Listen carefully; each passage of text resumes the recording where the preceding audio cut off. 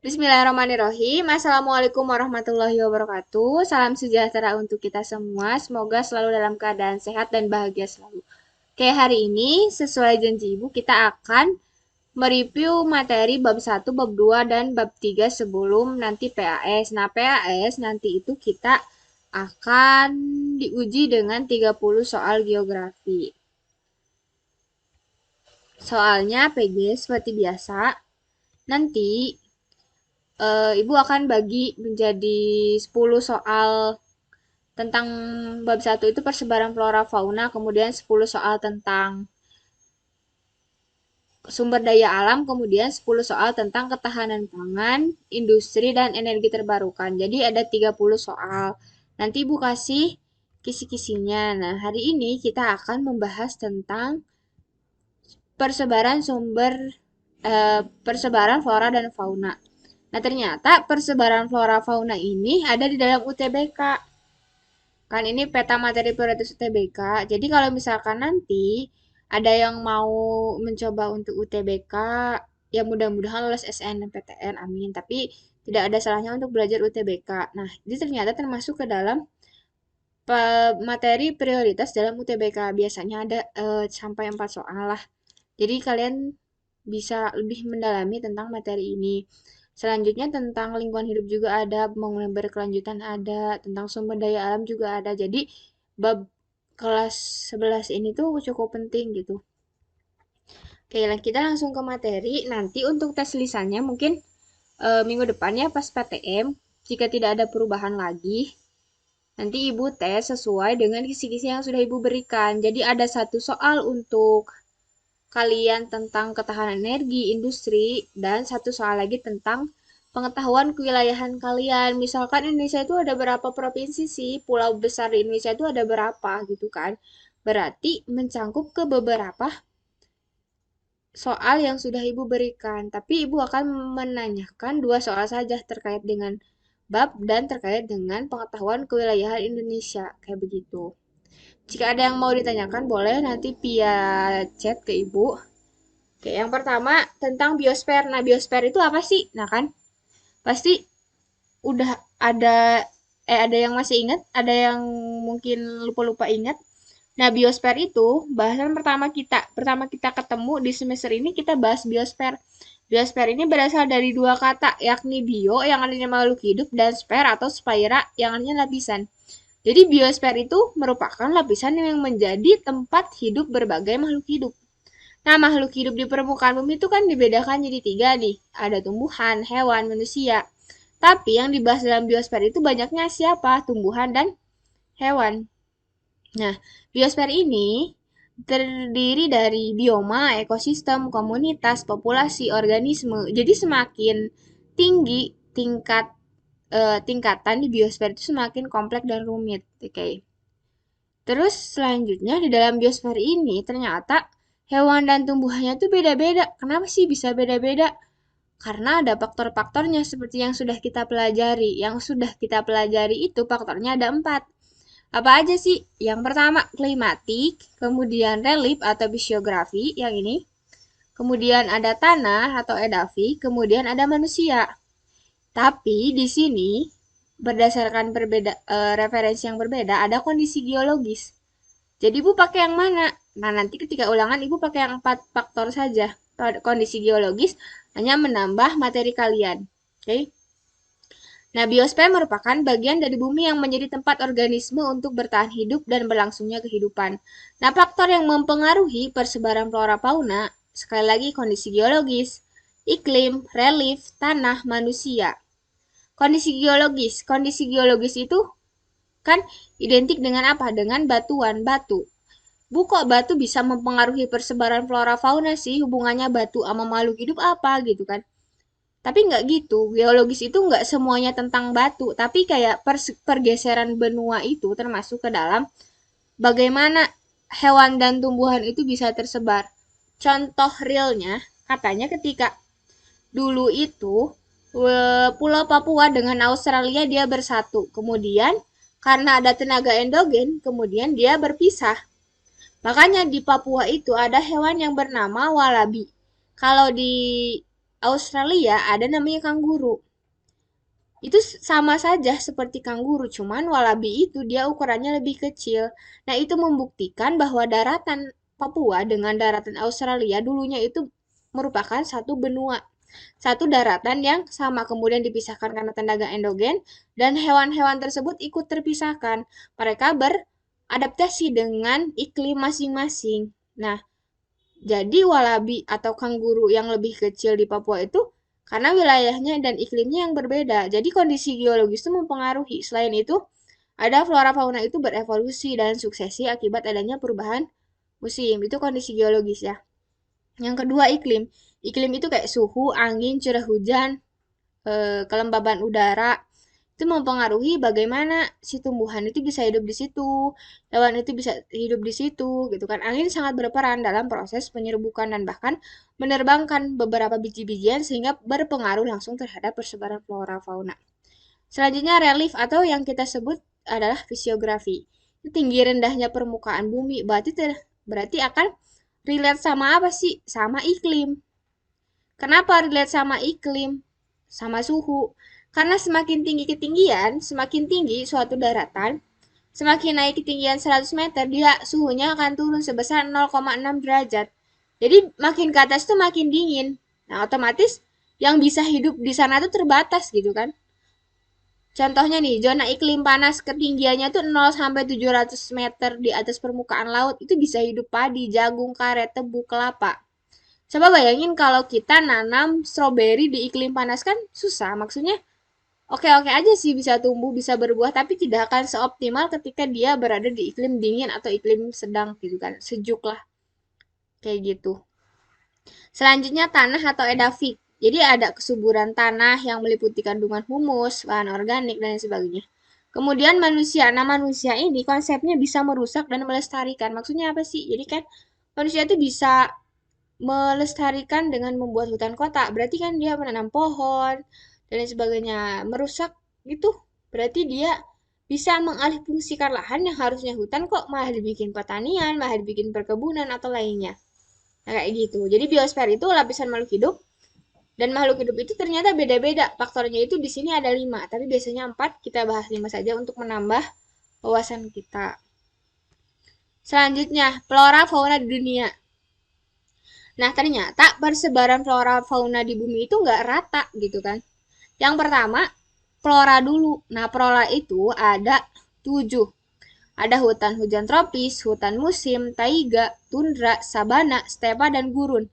Hutan hujan tropis ya di soal PTS kemarin juga udah ada gitu. Di daerah Katulistiwa yang sinar materinya oke banget, iklimnya oke banget gitu kan. Dia ada 2 musim dan stabil banget gitu. Hujannya oke.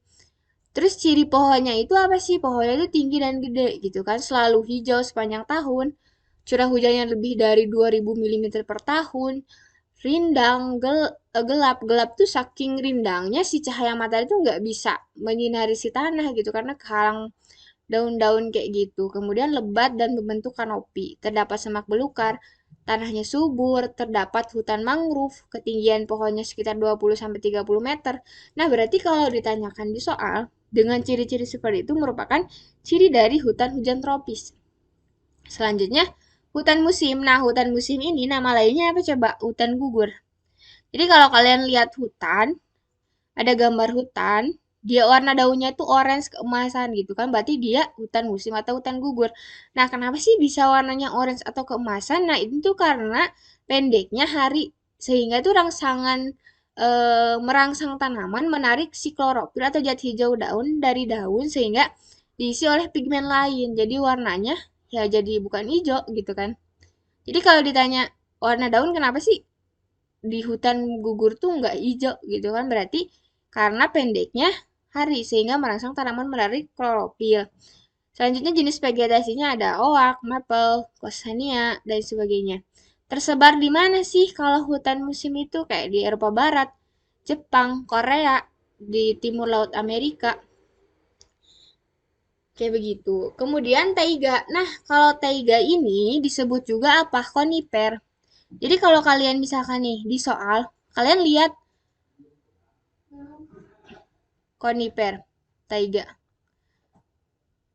Nah, kalau kalian lihat ada di gambar tuh kayak pinus, pinus banyak banget, tapi satu jenis di dalam hutan, berarti itu jenis biomanya taiga. Taiga itu nama lainnya konifer.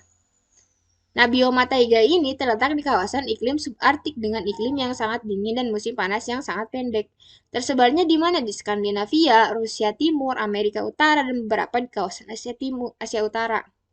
Jenis vegetasinya ya tadi ada pinus, larix, abis kayak gitu. Taiga ini juga dingin sama ada salju-salju, cuman dia tuh cirinya lebih kepada banyak pinus kayak gitu. Selanjutnya tundra. Tundra itu lebih dingin daripada taiga. Tundra ini karena dinginnya vegetasi yang ada itu cuma lumut gitu kan. Terus iklim regionalnya itu sangat ekstrim dengan suhu rata-ratanya itu rendah banget. Selanjutnya ada sabana. Nah, sabana ini apa sih? Sabana ini rumput yang diselingi pohon. Kalau stepa, dia rumput doang yang banyak. Bu, stepa sama padang rumput sama nggak? Bisa sama, bisa enggak. Jadi tergantung. Ada yang membedakan bioma padang rumput dengan stepa, ada. Ada yang menyamakan, ada. Jadi intinya, sabana sama stepa itu kayak adik kakak gitu. Sabana itu, dia rumput yang diselingi pohon. Kalau stepa, rumput aja. Padang rumput gitu kan. Kalau gurun, ya udah jelas banget ya kalau gurun berarti floranya kaktus, faunanya unta, ular deri, kadal, kalajengking, kayak begitu. Selanjutnya fauna kan tadi flora tuh udah. Sekarang fauna. Fauna itu ada oriental, paleartik, neotropik, neartik, Australia, dan Ethiopia. Oriental itu di mana? Asia bagian selatan nih yang ini. Asia bagian selatan, Afghanistan, Iran, Afrika. Di Paleartik ya. Panda di sini nih. Terus, salah. Di Paleartik. Terus ada Oriental. Oriental ya Indonesia. Terus ada Etiopian. Berarti Etiopian wilayah mana? Afrika. Nih. Ethiopian Afrika. Oriental Indonesia. Australia Australia. Nearktik berarti dia wilayah mana? Amerika Utara ke atas. Greenland yang kayak begitu. Kemudian neotropik berarti Amerika Selatan. Nah, ini hewan-hewannya juga berbeda, mempunyai ciri khasnya masing-masing. Misal Etiopian itu cheetah, jadi hewan yang memiliki lari dengan kecepatan yang tinggi. Kalau oriental itu banyaknya hewan-hewan endemik. Kalau Australia itu adanya kanguru. Paleartik berarti panda. Nearktik berarti bison. Neotropik eh nanti nah neotropik ini Amerika Selatan, armadillo, kelelawar, pampir, burung kolibri, kukang, tapir, dan terenggiling contoh hewannya. Terus, nah Indonesia itu dibagi menjadi 3 kawasan fauna. Ada barat, tengah, dan timur. Kalau barat itu meliputi Sumatera, Jawa, dan Kalimantan. Tengah itu berarti dia Sulawesi, NTT, NTB. Kemudian kalau Papua itu timur. Nah, barat itu disebut juga dengan eh, Indomalayan atau disebut juga dengan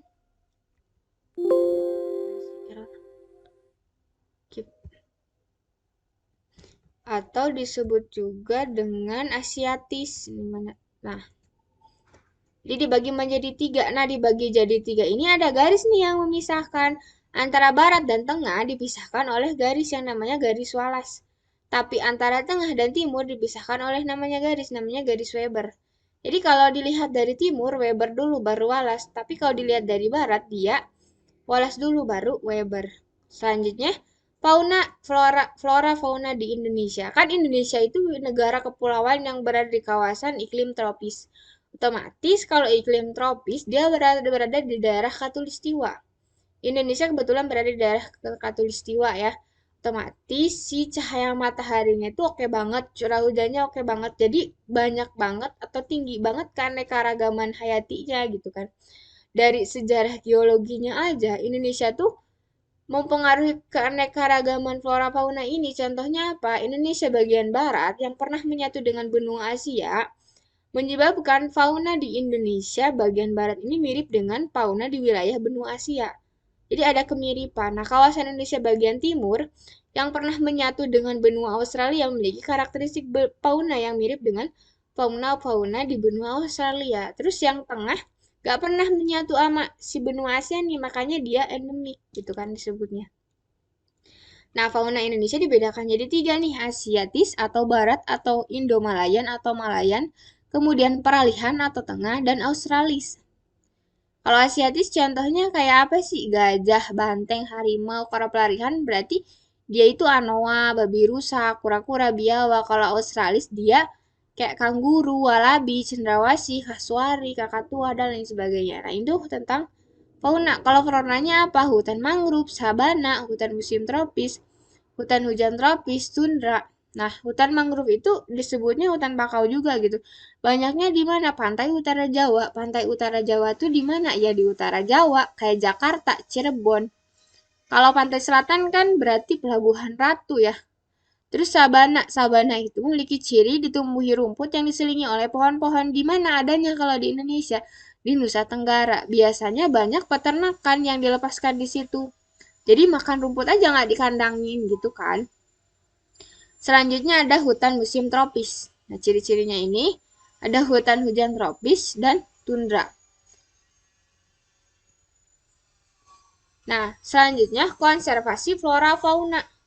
Kenapa sih harus ada konservasi? Jadi gini, kalau hewan dan tumbuhan endemis nih, endemik berarti asli wilayah tersebut nggak ada di wilayah lain. Udah bagus misalkan. Pasti banyak yang pengen dong, banyak yang ngeburu. Nah, itu tuh harus dilindungi, makanya ada usaha konservasi. Konservasi itu upaya untuk melindungi, untuk melestarikan, biar dia nggak punah gitu kan. Konservasi flora dan fauna, nggak hanya tumbuhan aja, tapi hewan juga harus dijaga kelestariannya. Nah, ada usaha-usaha nih, contohnya ada cagar alam, Suaka Marga Satwa, Suaka Alam, Taman Nasional. Cagar alam itu apa sih? Nah, cagar alam itu merupakan pelestarian hidup flora dan fauna yang terancam kepunahan, tetapi tempatnya atau habitatnya itu masih asli dan belum banyak campur tangan manusia. Terus kalau kita mau berkunjung ke sana aja perlu mendapatkan izin gitu kan. Contohnya cagar alam Cibodas, cagar alam Pananjung, cagar alam Rafflesia. Nah, cagar alam itu intinya bagaimana kita melindungi si flora fauna dengan habitat asli. Oke. Okay? Jadi habitatnya itu masih asli banget. Terus ada Suaka Marga Satwa. Ya dari namanya aja udah jelas banget satwa. Oke, berarti yang dilindungi itu hewan aja. Ya, hewan aja daerah pelestarian fauna yang dapat dikembangbiakkan melalui campur tangan manusia. Contoh dari Suaka Marga Satwa itu di mana? Suaka Marga Satwa Gunung Leser, Ujung Kulon di Jawa Barat, Pulau Komodo. Nah, itu merupakan Suaka Marga Satwa. Kemudian ada Suaka Alam. Suaka alam itu kebalikannya, dia melindungi siapa? Flora, tumbuhan yang terancam punah. Contohnya yang di mana? Wijaya Kusuma di Jawa Tengah. Ada tanaman Wijaya Kusuma, ada yang melindungi anggrek di Mandor, Kalimantan Barat. Nah, itu suaka alam. Kalau Taman Nasional itu melindungi flora dan fauna, tapi untuk tujuan penelitian pariwisata. Contohnya kayak apa? Taman Nasional Gede Pangrango, Taman Nasional Bromo, Taman Nasional Haji Juanda, kayak begitu. Dan manfaat flora fauna itu banyak banget. Manfaat fauna juga banyak banget. Manfaat fauna itu kayak buat pangan, buat transportasi, buat kerajinan kayak kulit buaya, kulit ular dan lain sebagainya. Kayak gitu. Jadi untuk bahasan bab 1 kayak gitu seperti sampai di situ. Ini contoh ada soal SBMPTN 2017. Habitat hidup babi rusa sebagai hewan endemis di Pulau Sulawesi adalah hutan hujan tropis, hutan gugur, hutan hujan tropis, hutan gugur daun, hutan rawa. Nah, kita lihat di sini. Endemis Pulau Sulawesi. Nah, Sulawesi itu ada di mana? Indonesia. Indonesia banyaknya apa? Daerah berarti hutan hujan tropis ya. Berarti opsi A dengan C. Tapi kita lihat di sini, dia ada babi rusa dengan Pulau Sulawesi. Sulawesi itu habitatnya dia datar apa berlereng? Kita lihat pembahasan bahwa ingat habitat itu adalah tempat tinggal makhluk hidup dan hewan endemik itu adalah hewan asli berasal dari daerah yang bersangkutan. Karena babi rusa itu hewan yang terdapat di Sulawesi, Pulau Togian, Malenge, Sula, di Pulau Maluku juga ada. Berarti dia tidak datar, berarti daerah yang pegunungan, yang berlereng, kepulauan. Berarti jawaban yang tepat yang C. Selanjutnya, hambatan persebaran fauna yang disebabkan oleh faktor biologis. Kalau faktor biologis, oke, berarti dia makhluk hidup di sini ya. Terhalang oleh samudra luas, samudra makhluk hidup bukan?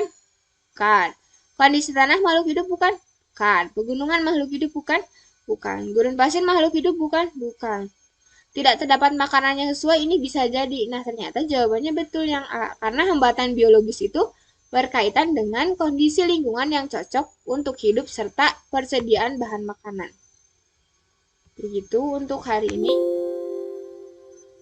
Materinya mungkin kalau belum paham atau terlalu cepat nanti bisa dilihat lagi videonya. Dan mungkin kalau ada yang tidak mengerti bisa nanti komunikasikan dengan Ibu via chat. Tugas yang belum sangat Ibu tunggu, pokoknya harus sudah selesai sebelum PAS biar pengolahan nilainya cepat gitu ya. Terima kasih. Sampai jumpa minggu depan untuk kita tes lisan. Wassalamualaikum warahmatullahi wabarakatuh.